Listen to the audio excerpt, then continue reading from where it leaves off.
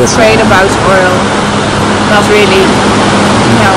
Well, the only thing is that then you're not going to swim in the sea, but there's always the pool, and the climate is the same. I think it's a disaster for you people here, of course. I hope they can fix it very soon. I think the people are responsible enough to serve good food. I don't think they will serve us food that is poisoned or spoiled or whatever.